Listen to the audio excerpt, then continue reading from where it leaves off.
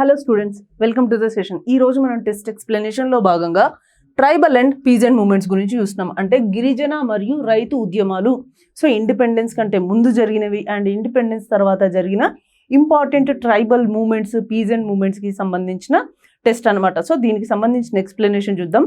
మనం ఇప్పుడు tribal and peasant moments ఏవైతే ఉన్నాయో దాంట్లో ఇంపార్టెంట్ మూమెంట్స్ ఏంటి గుర్తుంచుకోవాలి, ఆ మూమెంట్కి లీడర్ ఎవరు, అది ఏ సంవత్సరంలో జరిగింది అండ్ దాని ప్లేస్. మనకి బేసిక్గా ఈ 4 ఇంపార్టెంట్ ఒక ఈవెంట్కి ఆర్ ఒక ట్రైబల్ మూమెంట్కి సంబంధించి ఈ 4 పాయింట్లు గుర్తు పెట్టుకుంటే సరిపోతుంది.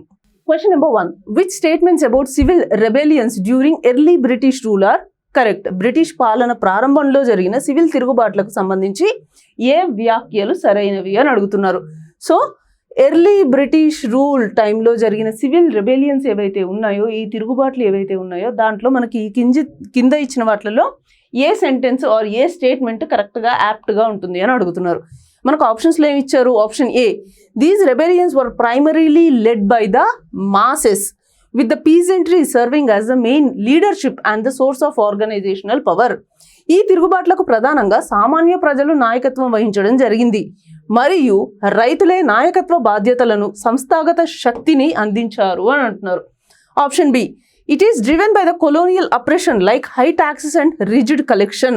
అధిక భూమి శిస్తు మరియు కఠినమైన పన్ను వసూళ్లు ఈ సివిల్ రెబెలియన్స్కి ప్రధాన కారణాలు అని చెప్తున్నారు. And option C, triggered by the displacement of the traditional elites like rajas, zamindars. రాజులు మరియు జమీందార్ల వంటి సాంప్రదాయ భూస్వామ్య వర్గాల తొలగింపే కీలక ప్రేరణగా నిలిచింది అంటున్నారు. సో మనకి ఇక్కడ ఈ సివిల్ తిరుగుబాట్లు ఏవైతే ఉన్నాయో దానికి ముఖ్య కారణాలు వచ్చేసి బి అండ్ సి అనమాట. సో ఫస్ట్ ఇనిషియల్గా వచ్చేసి ఈ ల్యాండ్ రెవెన్యూ ఏదైతే ఉందో ఆ ల్యాండ్ రెవెన్యూ అనేది చాలా హైగా పెట్టడం జరిగిందనమాట ఈ బ్రిటిష్ వాళ్ళు. అంటే హై ట్యాక్సెస్ కలెక్ట్ చేయడం అండ్ ఎలాంటి సిచ్యువేషన్ అయినా రాని, కరువు కాటకాలు వచ్చిందా, తుఫాన్ వచ్చిందా, వరదలు వచ్చాయా, పంటలు సరిగా పండినాయా లేవా, ఏది చూడకుండా ఈ బ్రిటిష్ ఆఫీసర్స్ ఏం చేసేవాళ్ళు, రైతుల మీద ప్రతి ఒక్కరి మీద కూడా హై ట్యాక్సెస్ ఇంపోజ్ చేసేవాళ్ళు అనమాట. సో ఈ సివిల్ రెబెలియన్స్కి ఇదొక కారణం. ఇంకోటి ఏంటి, triggered by the displacement of traditional elites. అంటే ఈ భూస్వామ్య వర్గాలు ఎవరైతే ఉన్నారో ఆ భూస్వామ్య వర్గాలు అంటే ఎక్కువ ల్యాండ్స్ కలిగి ఉన్న వాళ్ళు ఎవరైతే ఉన్నారో ఎలైట్ పీపుల్ అంటాం కదా, హై క్లాస్ పీపుల్, వాళ్ళ దగ్గర నుంచి వాళ్ళ ల్యాండ్ని లాగేసుకోవడం కూడా ఈ సివిల్ రెబెలియన్స్కి ఇనిషియల్ ఫేజెస్లో ఒక రకమైన కారణమైందనమాట. మనం 1857 రివోల్ట్లో కూడా చూసుకున్నట్టయితే పీజెంట్స్, జమీందార్స్, తాలూక్దార్స్ కూడా ఈ బ్రిటిష్ ఆఫీసర్స్ ఇంపోజ్ చేసిన రూల్స్, వాళ్ళ పాలసీస్ అండ్ ట్యాక్సెస్కి అగెన్స్ట్గా ఉద్యమం చేయడం జరుగుతుందనమాట. సో ఇది కూడా అందులో భాగమే. సో మనకి ఇక్కడ కరెక్ట్ ఆన్సర్ ఏమవుతుంది, సివిల్ తిరుగుబాట్లకు సంబంధించి ఏవి సరైనవి, కరెక్ట్ ఏవి అని అడుగుతున్నారు కాబట్టి బి అండ్ సి కరెక్ట్ అయినవి. అంటే మనకి ఆప్షన్ 2 రైట్ ఆన్సర్ అవుతుంది ఇక్కడ. Next question number 2, who was one of the prominent leaders of the Sannyasi Fakir rebellion against the British rule? British పాలనకు వ్యతిరేకంగా జరిగిన సన్యాసి ఫకీర్ తిరుగుబాటుకు నాయకత్వం వహించిన ప్రముఖ నాయకులలో ఒకరు ఎవరు అని అడుగుతున్నారు. సో మనకి ఇక్కడ సన్యాసి ఫకీర్ రెబెలియన్ అంటున్నారు. సో ఏ రివోల్ట్ వచ్చినా, ఏ రెబెలియన్ వచ్చినా ఫస్ట్ ఏం చెప్పాను, ఏం గుర్తుంచుకోవాలి, అది ఎక్కడ జరిగింది, బెంగాల్లో జరిగింది. అండ్ టైం లైన్ ఏంటి, 1763 నుంచి 1800 మధ్యలో ఈ సన్యాసి ఫకీర్ రెబెలియన్ అనేది జరుగుతుందనమాట. సో 1763 అంటే ఈ సన్యాసి ఫకీర్ రెబెలియన్ స్టార్ట్ అయిన ఇయర్. ఆ తర్వాత 1770-71 పీరియడ్లో బెంగాల్లో ఫెమైన్ ఎప్పుడైతే వస్తుందో అప్పుడు ఈ రెబెలియన్ అనేది చాలా పీక్ మూమెంట్కి వెళ్ళిపోతుంది. అండ్ ఆ తర్వాత ఈ ఫకీర్స్ ఎవరైతే ఉన్నారో ఈ ఫకీర్లు రివోల్ట్ చేస్తారు. అంటే ముస్లిమ్స్ ఉంటారు కదా, వాళ్ళు బ్రిటిష్ వాళ్ళకి అగెన్స్ట్గా రివోల్ట్ చేయడం జరుగుతుంది. అండ్ బై 1800 బ్రిటిష్ ఆఫీసర్స్ ఈ సన్యాసి ఫకీర్ రిబెలియన్ని కంప్లీట్గా సప్రెస్ చేయడం జరుగుతుంది, అంటే అణిచివేయడం జరుగుతుంది. సో ఇది సన్యాసి ఫకీర్ రెబెలియన్కి సంబంధించింది. అయితే ఈ రెబెలియన్లో ఇంపార్టెంట్ పర్సన్స్ ఎవరు, మనకి కింద 4 గురించి ఇచ్చారు. ఈ 4లో సన్యాసి ఫకీర్ రెబెలియన్కి చెందిన వాళ్ళు ఎవరు అనేది క్వశ్చన్. ఆప్షన్స్లో మనకి ఏమి ఇచ్చారు, సిద్ధు ముర్ము, మజ్నూమ్ షా, కున్వర్ సింగ్ మరియు బిర్సా ముండా. మనకి ఇక్కడ సన్యాసి ఫకీర్ రెబెలియన్కి సంబంధించి మేజర్ లీడర్ ఎవరు అనంటే మజ్నూమ్ షా. అసలు బెంగాల్లో సన్యాసి ఫకీర్ రెబెలియన్ స్టార్ట్ అవ్వడానికి ముఖ్య కారణాలు ఏంటి అనంటే, మెయిన్ రీజన్ వచ్చేసి మనకి బెంగాల్లో Diwani rights east India company acquire చేయడం జరుగుతుంది. సో ఎప్పుడైతే ఈస్ట్ ఇండియా కంపెనీ బెంగాల్లో దివానీ రైట్స్ని అక్వైర్ చేస్తుందో ఆ తర్వాత ఏం జరుగుతుంది అని అంటే వాళ్ళు ఈ జమీందారుల మీద ఎక్కువ ట్యాక్సెస్ వేయడం స్టార్ట్ చేస్తారనమాట. సో జమీందారుల మీద ట్యాక్సెస్ ఎక్కువ వేస్తారు. అప్పుడు ఆ జమీందారులు ట్యాక్సెస్ కట్టడానికే వాళ్ళ దగ్గర ఉన్న మొత్తం వెళ్ళిపోతుంది. అలాంటప్పుడు వాళ్ళు లోకల్లో ఫార్మర్స్ ఎవరైతే ఉన్నారో వాళ్ళకి ఎలాంటి చారిటీ కూడా చేయడానికి అవకాశం ఉండేది కాదు. సో అలా లోకల్ పీజెంట్స్ సఫర్ అయ్యే వాళ్ళు, డైరెక్ట్గా జమీందారులు కూడా సఫర్ అయ్యేవాళ్ళు. ఇది మొదటి కారణం. నెక్స్ట్ రీజన్ ఏంటి అంటే 1770లో బెంగాల్లో ఎప్పుడైతే ఫెమైన్ రావడం జరిగిందో ఆ ఫెమైన్ వచ్చినప్పుడు కూడా ఈస్ట్ ఇండియా కంపెనీ వాళ్ళు ఈ ట్యాక్సెస్ని తగ్గించరనమాట. ట్యాక్సెస్ తగ్గించకపోను వాళ్ళు ఏం చేస్తారు, ఈ సన్యాసీస్ మరియు ఫకీర్స్ ఎవరైతే ఉన్నారో వాళ్ళు రిలీజియస్ ప్లేసెస్కి అన్నిటికీ తిరిగి ఏదైనా చారిటీ అడుగుదాం ఎవరినైనా అని వెళ్ళడానికి వెళ్తే ఒక గ్రూప్స్ లాగా వాళ్ళ మీద కూడా రెస్ట్రిక్షన్స్ ఇంపోజ్ చేసేవాళ్ళు అనమాట. ఇది మూడో రీజన్. ఫస్ట్ రీజన్ వచ్చేసి జమీందారుల మీద ఎక్కువ ట్యాక్సెస్ ఇంపోజ్ చేయడం. రెండవ రీజన్ వచ్చేసి బెంగాల్లో ఫెమైన్ వచ్చినప్పుడు కూడా ఈస్ట్ ఇండియా కంపెనీ వాళ్ళు ట్యాక్సెస్ తగ్గించకపోవడం. మూడవ కారణం వచ్చేసి ఈ సన్యాసీలు ఫకీర్లు ఎవరైతే ఉన్నారో హిందూస్ అండ్ ముస్లిం సెయింట్స్ ఉంటారు కదా, వాళ్ళు చారిటీ పర్పస్గా ఎవరైనా మనకు దానం చేస్తారేమో, మనకు ఎవరైనా సహాయం చేస్తారేమో అని అడగడానికి వెళ్తే అలా వాళ్ళని వెళ్ళనీయకుండా ఆపేయడం, రెస్ట్రిక్షన్స్ ఇంపోజ్ చేయడం వాళ్ళ మీద. ఈ కారణాలన్నిటి వల్లే ఈ సన్యాసి ఫకీర్ రెబేలియన్ అనేది ఎమర్జ్ అవుతుంది అనమాట. అండ్ పీక్ మూమెంట్లో కూడా వెళ్ళడం జరుగుతుంది. సో దాంట్లో భాగంగానే ఈయన ఒక ఇంపార్టెంట్ లీడర్. ఈయన కాకుండా మిగతా ఇంపార్టెంట్ లీడర్స్ ఎవరున్నారు మరి సన్యాసి ఫకీర్ రెబేలియన్లో అంటే చిరాగ్ అలీ, దేవి చౌద్రాని, మూసా షా. సో ఇట్లా వీళ్ళందరూ సన్యాసి ఫకీర్ రెబేలియన్లో ఇంపార్టెంట్ పర్సన్స్ అనమాట.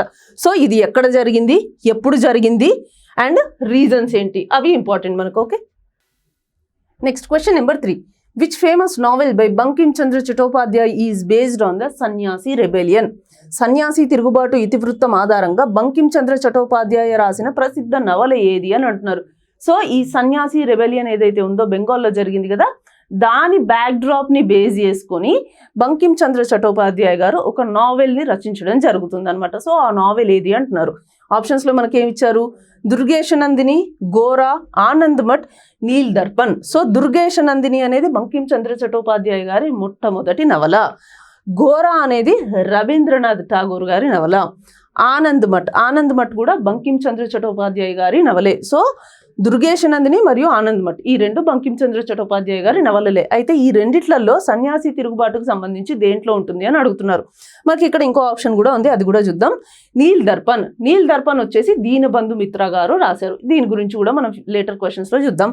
అయితే ఇక్కడ మనకి సన్యాసి తిరుగుబాటు గురించి మెయిన్గా మెన్షన్ చేసిన నావెల్ ఏది, బంకిం చంద్ర చటర్జీ గారు రాసిన నావెల్ ఏది అని అంటే ఆనంద్ మఠ్లో ఆయన బెంగాల్లో ఫెమైన్ వచ్చిన దాని గురించి అండ్ ఆ ఫెమైన్ వల్ల అక్కడ ప్రజలు పడ్డ ఇబ్బందుల గురించి, బ్రిటిష్ ఆఫీసర్స్ వాళ్ళు ఏవైతే అకృత్యాలు చేశారో ఈ బెంగాల్ పీపుల్ మీద వాటన్నిటి గురించి ఆయన దీంట్లో రాయడం జరుగుతుందన్నమాట. అండ్ అది మాత్రమే కాకుండా ఆనంద్ మఠ్కి ఇంకొక ఇంపార్టెంట్ సిగ్నిఫికెన్స్ ఉంది. ఏంటి అది అంటే అందులోనే వందే మాతరం సాంగ్ కూడా ఉంటుందన్నమాట.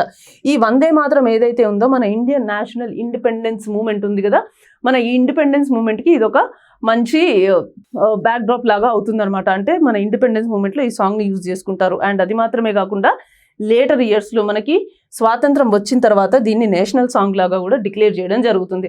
సో ఆనంద్ మఠ్ గురించి ఇవి ఇంపార్టెంట్ పాయింట్స్. దీంట్లోనే సన్యాసి రెబెలియన్ గురించి ఉంది, అది బంకిం చంద్ర చటర్జీ గారు రాయడం జరిగింది. సో మనకి ఇక్కడ ఆప్షన్ 3 అనేది right answer. Next question number 4. Which of the following is are the characteristics of the Sanyasi and Fakir uprisings? సన్యాసి మరియు ఫకీర్ తిరుగుబాట్ల లక్షణాలలో ఈ కింది వాటిలో ఏవి సరైనవి అంటున్నారు. సో మనకి సన్యాసి ఫకీర్ రెబెలియన్ ఇంపార్టెంట్. అంటే ఒక క్వశ్చన్ని ఎన్ని డిఫరెంట్ యాంగిల్స్లో అడగొచ్చో మనం ఇక్కడ చూస్తున్నాం. ఫస్ట్ క్వశ్చన్లో ఏం చూసాం, సన్యాసి రెబెలియన్కి సంబంధించి సన్యాసి రెబెలియన్లో ఇంపార్టెంట్ పర్సన్ ఎవరు అని చూసాం. సెకండ్ దాంట్లో ఏం చేసాం, సన్యాసి రెబెలియన్ గురించి బంకిం చంద్ర చటర్జీ గారు ఆయన ఏ నావెల్లో అడిగారు, ఏ నావెల్లో దాని గురించి మెన్షన్ చేశారు అని చూసాం. ఇప్పుడు సన్యాసి రెబెలియన్కి సంబంధించిన డిఫరెంట్ స్టేట్మెంట్స్ ఇచ్చారు, అందులో ఏ స్టేట్మెంట్ రైటో ఒకసారి చూద్దాం. ఆప్షన్ ఏలో ఏమి ఇచ్చారు, these uprisings refer to a series of skirmishes between the English East India Company and group of sannyasis and fakirs. ఈ తిరుగుబాట్లు ఆంగ్లేయుల ఈస్ట్ ఇండియా కంపెనీకి మరియు సన్యాసులు ఫకీర్ల బృందానికి మధ్య జరిగిన వరుస ఘర్షణలను సూచిస్తాయి. ఇది కరెక్టే.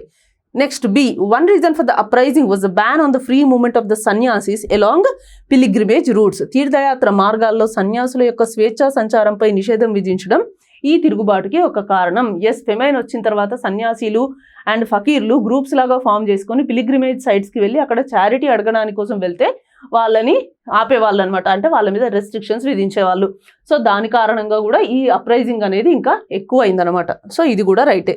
C, during the uprisings in 1773 Warren Hastings issued a proclamation banishing all the sannyasis from Bengal and Bihar.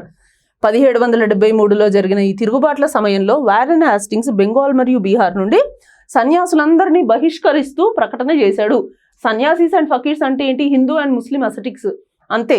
So వాళ్ళని ఈ వారెన్ హాస్టింగ్స్ ఎవరైనా అంటే ఈ సన్యాసి రెబెలియన్ జరిగినప్పుడు బెంగాల్కి గవర్నర్ జనరల్ లాగా ఉన్నారు. ఈయన ఏం చేస్తాడు? ఒక నోటీస్ ఇష్యూ చేస్తాడు, బీహార్ మరియు బెంగాల్లో సన్యాసీస్ ఎవ్వరూ ఉండకూడదు అని చెప్పేసి. అది 1773లో ఆయన ఇష్యూ చేయడం జరుగుతుంది. సో మనం ఇంతకు ముందున్న దాంట్లో ఈ పాయింట్ చూడలేదు. సో ఇదొక కొత్త పాయింట్ మనకి సన్యాసి ఫకీర్ రెబెలియన్లో. సో మనకి ఇది కూడా రైట్ ఆన్సరే. డీలో ఏమిచ్చారు? These are contemporaneous with the non cooperation movement. Or అంటే ఇక్కడ ఏంటి అంటే సన్యాసి అండ్ ఫకీర్ రెబెలియన్స్ అని అర్థం. సో ఇక్కడ సన్యాసి మరియు ఫకీర్ రెబెలియన్స్ ఏవైతే ఉన్నాయో అవి నాన్ కోఆపరేషన్ మూమెంట్కి సింక్ అవుతున్నాయి అని. అంటే ఒక దేశంలో ఒక భూభాగంలో నాన్ కోఆపరేషన్ మూమెంట్ జరుగుతుంటే బెంగాల్లో సన్యాసి మరియు ఫకీర్ రెబెలియన్ జరుగుతుంది అని ఈ స్టేట్మెంట్ చెప్తుంది అనమాట. సమకాలీనమైనవి అంటుంది. కానీ నాన్ కోఆపరేషన్ మూమెంట్ మనకి ఎప్పుడు మహాత్మా గాంధీ గారు వచ్చాక 1920sలో జరిగింది.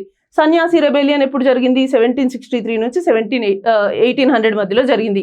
1800 టైం వరకు ఆల్మోస్ట్ బ్రిటిష్ ఆఫీసర్స్ సన్యాసి రెబెలియన్ని సప్రెస్ చేసేశారు. సో ఇది మనకి రాంగ్ ఆన్సర్ అవుతుంది. అంటే ఆ రెండు ఒకటే టైం లైన్లో జరగలేదు. సో మనకి ఈ స్టేట్మెంట్స్ చూసుకున్నట్టయితే మనకి క్వశ్చన్ 4కి కరెక్ట్ ఆన్సర్ ఏమవుతుంది? ఆప్షన్ 3లో ఉన్న ఏబిసి అండ్ సి అనేది రైట్ ఆన్సర్ అవుతుంది. Question number 5, what was the primary driver of the tribal movements during the British ఎరా? బ్రిటిష్ కాలంలో గిరిజన ఉద్యమాలకు ప్రధాన కారణం ఏమిటి అని అడుగుతున్నారు. సో మనం ఇప్పుడు ట్రైబల్ మూవ్మెంట్స్ గురించి చూస్తున్నాం. సో అసలు ట్రైబల్ మూవ్మెంట్స్ జరగడానికి మెయిన్ రీజన్ ఏంటి బ్రిటిష్ వాళ్ళు వచ్చినప్పుడు? ఆప్షన్స్లో మనకి ఏమి ఇచ్చారు? Resentment against the policies that disrupted the old tribal agrarian order. పాత గిరిజన వ్యవసాయ క్రమాన్ని దెబ్బతీసిన విధానాలపై వ్యతిరేకత అంటున్నారు. B, a desire to adopt western education and communication systems. పాశ్చాత్య విద్య మరియు సమాచార వ్యవస్థలను అనుసరించాలనే కోరిక. ట్రైబల్ పీపుల్ అసలు ఈ విద్య, ఈ కమ్యూనికేషన్ సిస్టమ్స్ మీద పెద్దగా ఎప్పుడు ఫోకస్ చేయలేదు. ఈ ట్రైబల్ పీపుల్ బ్రిటిషర్స్కి అగెయిన్స్ట్గా రివోల్ట్ చేయడానికి ముఖ్య కారణం వచ్చేసి వాళ్ళ లైఫ్ని డిస్టర్బ్ చేస్తున్నారు. అంటే ట్రైబల్ పీపుల్ అంటే ఏంటి? మెయిన్గా ఫారెస్ట్ ఏరియాస్లో ఉంటారు. సో ఈ ఫారెస్ట్ ఏరియాస్లో ఉన్న ట్రైబల్ పీపుల్ని వాళ్ళ రైట్స్ వాళ్ళు పొందకుండా చేసేవాళ్ళు అనమాట బ్రిటిష్ ఆఫీసర్స్. ఎలా అంటే ఈ నాన్ ట్రైబల్స్ ఎవరైతే ఉంటారో డీకూస్ అంటారు వాళ్ళని. సో ఈ నాన్ ట్రైబల్స్ ఎవరైతే ఉన్నారో వాళ్ళకి ఏం చేసేవాళ్ళు బ్రిటిష్ ఆఫీసర్స్? ఈ ట్రైబల్ ఏరియాస్ అంటే ఈ ఫారెస్ట్ ఏరియాస్ మీద ఈ డీకూస్కి రైట్స్ ఇచ్చేవాళ్ళు అనమాట. సో ఆ డీకూస్ ఏం చేసేవాళ్ళు? ట్రైబల్ ఏరియాస్లోకి ఇన్వేడ్ అయ్యి ఈ ట్రైబల్ పీపుల్ నివసిస్తున్న ప్రాంతాలు ఏవైతే ఉన్నాయో వాటి మీద దాడి చేసి వాళ్ళ ఏరియాస్ని ఆక్యుపై చేసుకునే వాళ్ళు అనమాట. అయితే దీనివల్ల ట్రైబల్ పీపుల్కి ఏంటి ఇబ్బంది అని అంటే, ట్రైబల్ పీపుల్ వాళ్ళ జీవనాధారం మొత్తం అడవులే. అడవులలోంచి ఏదైతే ప్రోడక్ట్స్ వస్తాయో వాటిని లేకపోతే వాటిని కన్జ్యూమ్ చేసి వాళ్ళ జీవనాధారం గడిపేవాళ్ళు. అలాంటి ట్రైబల్ పీపుల్ యొక్క లైఫ్ని డిస్టర్బ్ చేస్తారనమాట ఈ బ్రిటిష్ ఆఫీసర్స్. అండ్ అది మాత్రమే కాకుండా కొత్త ల్యాండ్ రెవెన్యూ సిస్టమ్స్ తీసుకొస్తారు. అండ్ ఆ ఫారెస్ట్ మీద వీళ్ళకి ఇంతకు ముందు వరకు ఏవైతే రైట్స్ ఉన్నాయో ఫారెస్ట్ ప్రోడక్ట్స్ మీద, ఆ రైట్స్ని కూడా ఈ ట్రైబల్ పీపుల్కి ఇవ్వకుండా ఆపేయడం జరుగుతుందన్నమాట. సో ఈ అన్ని కారణాల వల్లే ఈ ట్రైబల్ పీపుల్ వీళ్ళకి అగెయిన్స్ట్గా, బ్రిటిష్ ఆఫీసర్స్కి అగెయిన్స్ట్గా రివోల్ట్ చేయడం స్టార్ట్ చేస్తారు. సంతాల్ రెబేలియన్ ఉంది, ఈ ఉల్గులన్ రెబేలియన్ అంటాం, బిర్సా ముండా చేస్తారు. ఈ రెబేలియన్స్ అన్నీ కూడా మనకి ట్రైబల్ రెబేలియన్స్ కిందకే వస్తాయన్నమాట. సో మనకి ప్రైమరీ డ్రైవర్ అంటే ప్రధాన కారణం ఏది ట్రైబల్ రివోల్ట్స్కి అని అడిగితే ఆప్షన్ ఏ అనేది మనకి ఇక్కడ రైట్ ఆన్సర్ అవుతుంది. సో 1 A ఓన్లీ అనేది రైట్ ఆన్సర్.